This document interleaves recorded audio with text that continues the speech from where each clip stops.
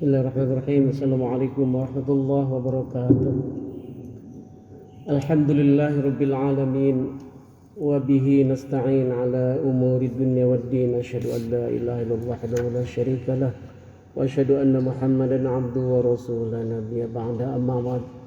Hadirin jamaah salat Zuhur Masjid UI Depok yang berbahagia. Sebagaimana biasanya kajian hari Rabu kita lanjutkan. Sehubungan dengan Ketua Masjid UI Depok sedang ada tugas ke daerah, izinkan saya mengisi acara ini agar pengajian kita tetap berlangsung dalam rangka thalabul ilmi ya. Hadirin yang berbahagia, saya membawa tema agama menjamin ketertiban sosial. Sekali lagi tema yang saya bawa adalah agama menjamin ketertiban sosial. Hadirin yang berbahagia, sebagaimana kita sudah sering rasakan setiap terjadi guncangan sosial ya, termasuk tindakan terorisme misalnya atau radikalisme, dan guncangan sosial itu membawa simbol-simbol agama, kita sering tergiring oleh opini yang mempertanyakan pendidikan agama. Pertanyaan yang muncul antara lain, untuk apa pendidikan agama? Bahkan ada yang mengusulkan ditiadakannya pendidikan agama di sekolah-sekolah. Saking menganggap agama telah menimbulkan keresahan sosial. Kalaupun ada opini yang memandang perlunya pendidikan agama, maka mereka mengusulkan dilakukannya penyederhanaan kurikulum pendidikan agama. Mereka usul biasanya tema-tema tertentu diminta tidak diajarkan dalam pendidikan agama itu. Diskursus semacam itu, hadirin sekalian, meskipun timbul tenggelam seiring dengan muncul dan hilangnya guncangan sosial tersebut, membuat kita harus terus melakukan refleksi atas pendidikan agama ya, bahkan atas praktek keagamaan yang kita lakukan sendiri. Jadi pendidikan agama itu untuk apa gitu? Praktek sosial keagamaan termasuk sholat berjamaah di sini untuk apa gitu? Tidak apa-apa walaupun tidak ada guncangan sosial, sewajarnya kita terus berpikir kritis mengenai apa yang sudah kita lakukan. Refleksi tersebut sekurangnya mencakup 3 pertanyaan ya. Apa fungsi dasar agama bagi pemeluknya sebagai makhluk sosial? Refleksi kedua, pengetahuan keagamaan apa saja yang mesti kita peroleh dari agama yang kita anut dalam rangka atau sebagai pedoman kita berinteraksi sosial. Yang ketiga, refleksinya adalah pendidikan agama yang seperti apa yang mesti diberikan supaya ketertiban sosial itu tercipta. Kiranya hasil permenungan ini kita semua sepakat bahwa fungsi dasar agama adalah, sekali lagi, fungsi dasar agama adalah untuk menciptakan ketertiban sosial di tengah masyarakat. Saya menjamin agama manapun tujuan dasarnya adalah untuk menciptakan ketertiban sosial, bukan untuk menciptakan keresahan sosial. Agama manapun. Agama Islam juga sama, tujuan dasar kita beragama adalah agar tercipta ketertiban sosial di tengah masyarakat.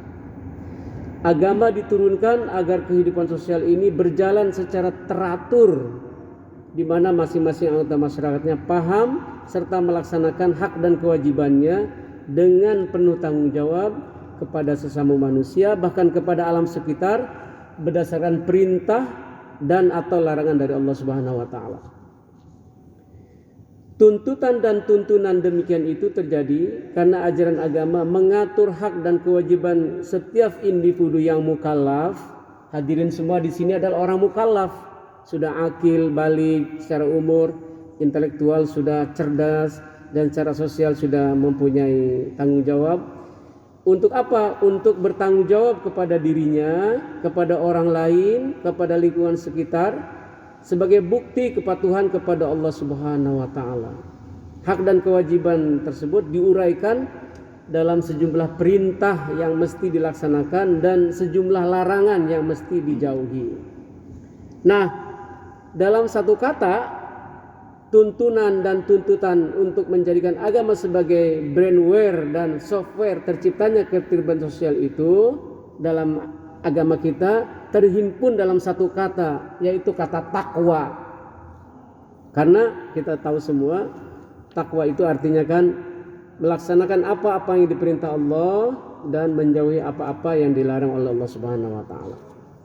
Nah, kemudian apa kaitannya dengan ketertiban sosial? Perintah dan larangan agama kita itu, maka mari kita lihat sederhana saja untuk kesempatan kali ini adalah dari aspek aturan yang menyangkut halal, haram, makruh, mubah, subhat. Ini mungkin sesuatu yang sederhana, tapi saya ingin menunjukkan kepada hadirin betapa aturan-aturan halal, haram, makruh, mubah, subhat ini insya Allah sebagai jaminan terciptanya ketertiban sosial itu.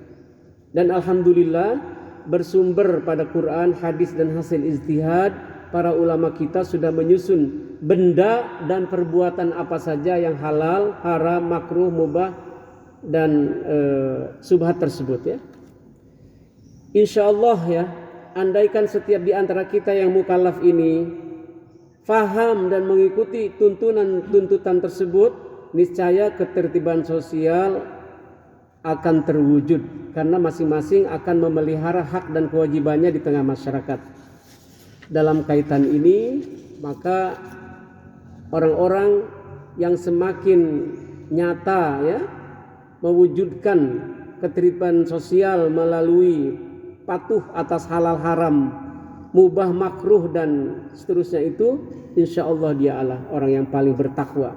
Inna akramakum indallahi atqakum ya, surat Al-Hujurat ayat 13. Mari kita ilustrasikan dalam hal benda berupa sandang, pangan dan papan serta bentuk-bentuk aset lainnya. Andaikan setiap di antara kita yang mukallaf ini paham dan mengikuti mana saja benda-benda tersebut yang halal, mana yang haram, mana yang makruh, mana yang mubah, mana yang subhat, baik dalam zat maupun cara memperolehnya, niscaya akan tercipta ketertiban sosial. Misalnya di sini ada sahabat saya Reza. Saya punya sebuah laptop misalnya, karena itu milik saya, maka itu halal bagi saya, haram bagi dia. Coba kalau kita satu sama lain ngerti mana yang halal buat saya, mana yang haram buat saya, semuanya seperti itu, tentu akan tertib sosial.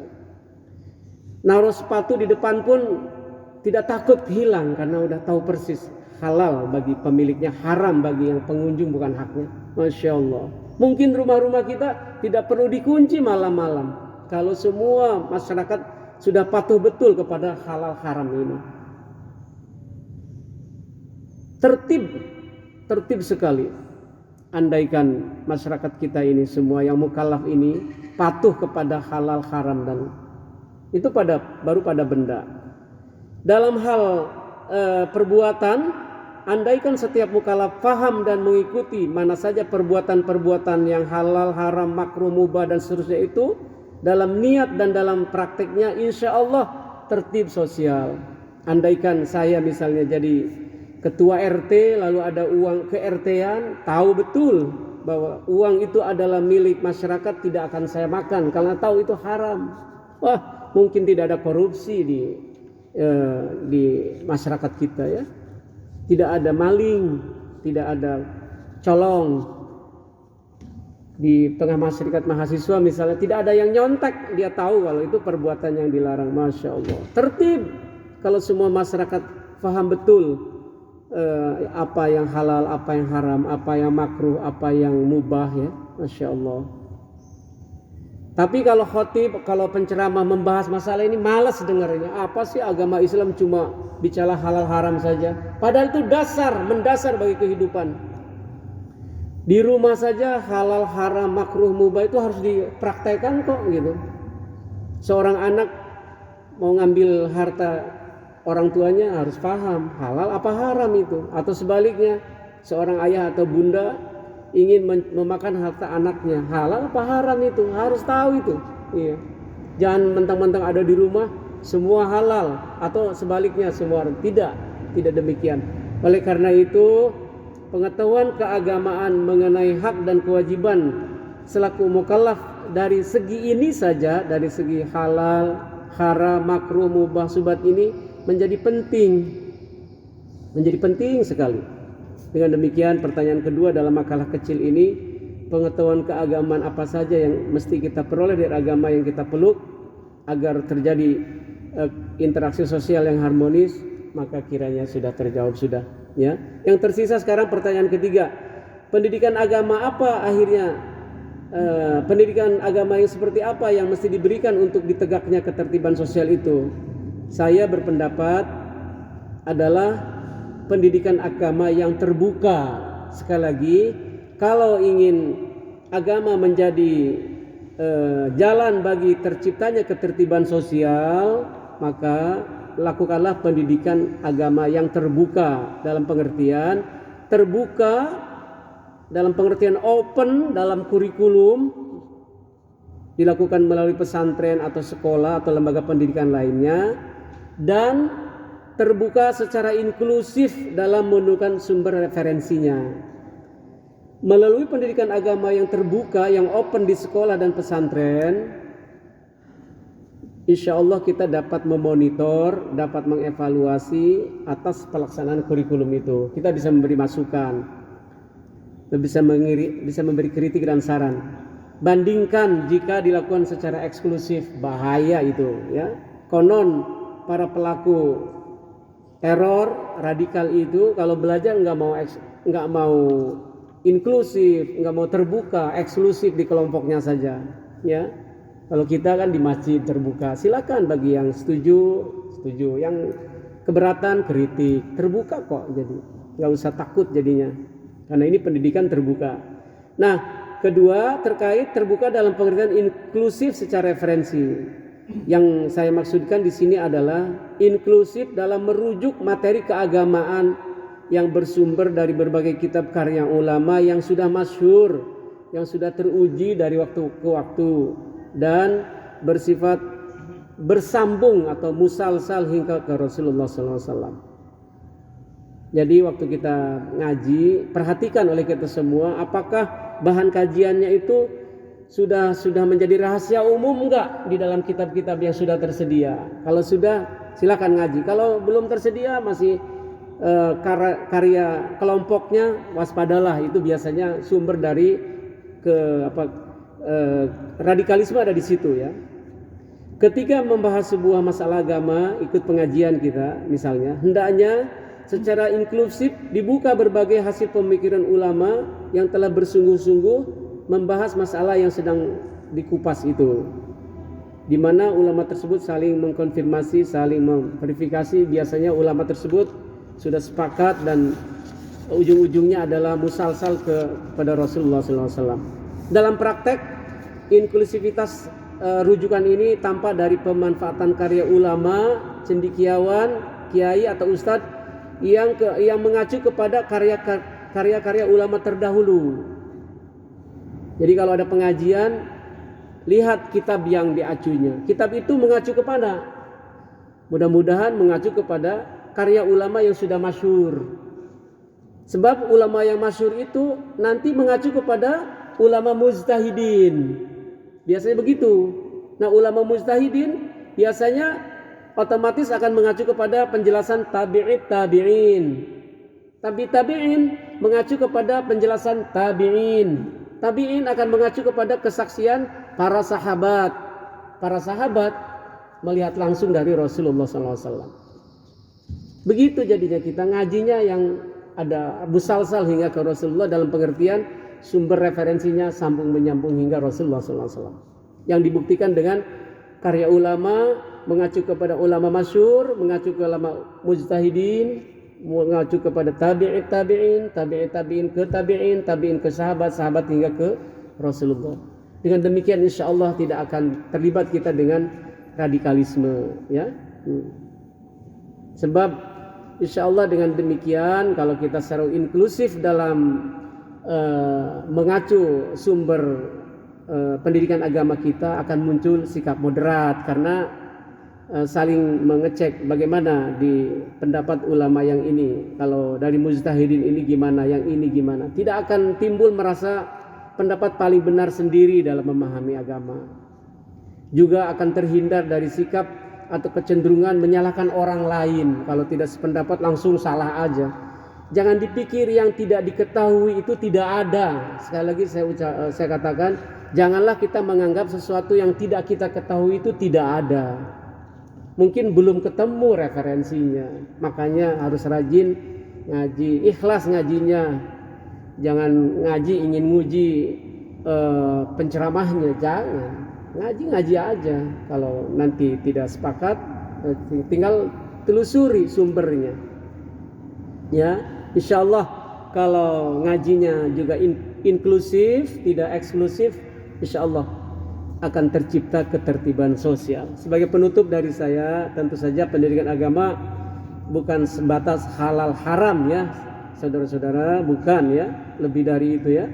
Bukan sekedar halal haram makruh mubah subhat, bukan hanya itu. Tidak pula hanya sebatas terkait dengan sandang, pangan, papan dan aset lainnya, melainkan juga mencakup iptek dan inovasi.